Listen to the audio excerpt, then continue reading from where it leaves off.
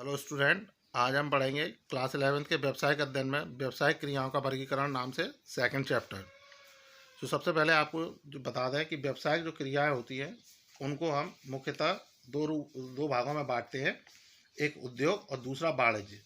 यानी व्यावसायिक जो क्रियाएं हैं व्यापार चलाने के लिए या व्यापार के अंदर जो आर्थिक क्रियाएँ हैं या ऐसी क्रियाएँ जो वस्तु के उत्पादन से लेकर उनकी अंतिम उपभोक्ता तक पहुंचाने के लिए संपन्न की जाती हैं। विभिन्न व्यवसायिक क्रियाओं को मोटे तौर पर दो भागों में विभाजित किया जाता है। यानी इसमें इन्होंने बताया कि व्यवसाय के अंदर जो भी कार्य किए जाते हैं और वो कार्य वस्तु के उत्पादन से लेकर उसे उपभोक्ता तक पहुंचाने के लिए होते हैं, वो समस्त व्यवसायिक क्रियाओं के अंतर्गत शामिल किए जाते हैं। इसमें मुख्यतः दो कार्य किए जाते हैं, एक उद्योग और दूसरा वाणिज्य। तो आज हम बात करेंगे उद्योग की, फिर उसके बाद हम अगला टॉपिक वाणिज्य के बारे में बाद में देखेंगे। तो पहले हम बात करते हैं उद्योग क्या होते हैं। तो उद्योग के अंतर्गत हम उन व्यावसायिक क्रियाओं को शामिल करते हैं जो साधनों को अधिक उपयोगी वस्तुओं में परिवर्तन या उत्पादन से संबंधित होती हैं।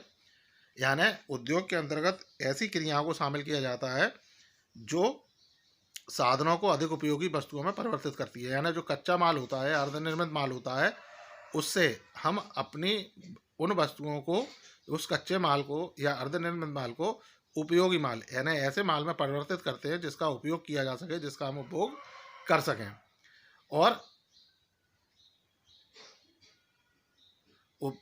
उद्योग में जो उद्योग के अंदर जो व्यावसायिक क्रियाएं की जाती हैं या जो उत्पादन संबंधी कार्य किए जाते हैं, यानी जब हम कच्चे माल को तैयार माल में या अर्धनिर्मित माल में परिवर्तित करते हैं तो इसमें सामान्यतः हम उपकरणों का यानी जो यांत्रिकी मशीनों का प्रयोग किया जाता है और साथ ही तकनीकी कौशल यानी नई नई टेक्नोलॉजी और नई मशीनों का प्रयोग करके हम अपने कच्चे माल को अर्धनिर्मित माल या तैयार माल में बदलते हैं। या उसके अंदर ये कहे कि उन वस्तुओं को जो कच्चा माल है उन्हें तैयार करके उपयोग करने योग्य बना देते हैं, जिसके अंदर तकनीकी कौशल और यांत्रिकी उपकरण यानी मशीनों का प्रयोग किया जाता है।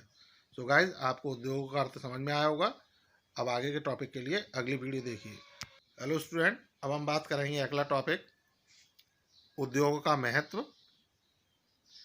कि उद्योग क्यों जरूरी हैं किसी भी देश के लिए, किसी भी अर्थव्यवस्था के लिए। तो इसमें पहला है संतुलित आर्थिक विकास। तो उद्योग के विकास से नई इकाइयों व व्यवसायों का जन्म होता है, जिससे देश का संतुलित विकास संभव है। तो जैसा कि आपने सुना भी होगा कि जिस देश के उद्योग जितने समृद्ध होते हैं उस देश की अर्थव्यवस्था उतनी ही मजबूत होती है, वो देश उतना ही समृद्धशाली होता है। तो जो उद्योग हैं, तो उद्योग का जैसे जैसे विकास होगा वैसे वैसे नई नई इकाइयाँ उत्पन्न होंगी, नए नए उद्योगों या व्यवसाय को जन्म मिलेगा। यानी नए नए इकाइयाँ या नए व्यवसाय देश के अंदर प्रारंभ होंगे, चालू होंगे, और जिससे देश का जो विकास है वह संभव होगा। अगला पॉइंट है राष्ट्रीय आय में वृद्धि। तो उद्योगों से राष्ट्रीय आय में वृद्धि होती है, यानी जो उद्योग होते हैं, इंडस्ट्रीज होती हैं, उनसे देश की नेशनल इनकम में भी, राष्ट्रीय आय में भी वृद्धि होती है। और जब राष्ट्रीय आय में वृद्धि होती है तो पर पर्सन जो इनकम होती है, प्रति व्यक्ति आय होती है, उसमें भी वृद्धि होती है, और जिससे लोगों का जीवन स्तर सुधरने लगता है। और जब जीवन स्तर सुधरता है तो इससे ये इस बात का प्रतीक होता है कि वहाँ की राष्ट्रीय आय में वृद्धि हो रही है। यानी उद्योगों के कारण ही देश की राष्ट्रीय आय में वृद्धि होना संभव है।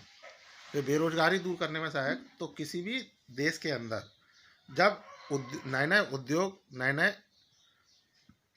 व्यवसाय प्रारंभ होंगे तो वहाँ की जो कार्यशील जनसंख्या है, वहाँ उनको पूर्ण तरह से रोजगार प्राप्त होगा।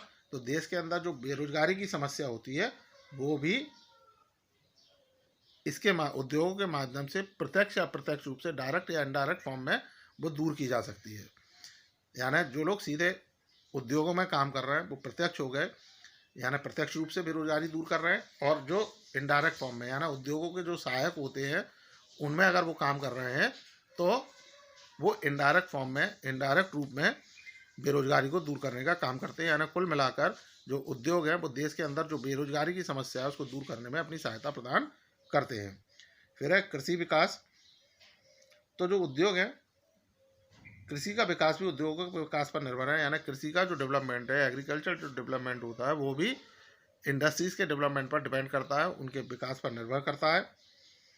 क्योंकि आज के तारीख में जो कृषि का वैज्ञानिकरण, आधुनिकीकरण और मशीनीकरण संभव हो पाया वह उद्योग की वजह से है। आज जो कृषि के अंदर जो हम नए नए औजारों का प्रयोग कर रहे हैं या जो नई नई मशीनों का प्रयोग कर रहे हैं, नई नई तकनीकी का प्रयोग कर रहे हैं, वो सब उद्योगों की वजह से। अगर उद्योग ना होते तो ना नई मशीनें आती, ना नई तकनीकी आती, ना हम अपने कृषि में आधुनिकीकरण कर पाते। तो इसका अर्थ ये हुआ कि जो कृषि का विकास है वो उद्योग के विकास पर ही निर्भर है। अगला है पूंजी निर्माण में वृद्धि। तो उद्योगों में उत्पादकता बढ़ती है तो क्रमशः प्रति व्यक्ति आय में सुधार करती है। तो यानी जब जैसे जैसे उद्योगों का विकास होता है वैसे वैसे प्रति व्यक्ति आय बढ़ती है, यानी प्रति व्यक्ति आय में सुधार होता है, प्रति व्यक्ति आय बढ़ने लगती है, जिसके परिणाम स्वरूप जब प्रति व्यक्ति आय में वृद्धि होती है तो ऐसी स्थिति में लोगों की बचत में भी वृद्धि होगी, और जब बचत होगी तो वो बचत पूंजी निर्माण में वृद्धि करती है। यानी जब लोगों की बचतें होती है तो व्यक्ति उन वस्तुओं को, उन छोटी छोटी वस्तुओं को बैंकों या अन्य वित्तीय संस्थाओं में जमा करता है, और जिसे बैंक या अन्य वित्तीय संस्थाएं क्या करती हैं, उद्योग धंधों को पूंजी के रूप में प्रदान कर देती है, यानी देश के अंदर अर्थव्यवस्था के अंदर पूंजी का निर्माण होता है। तो गाइज आपको ये उद्योग का महत्व समझ में आया होगा। इससे संबंधित कोई भी समस्या हो तो आप पूछ सकते हैं। So thank you.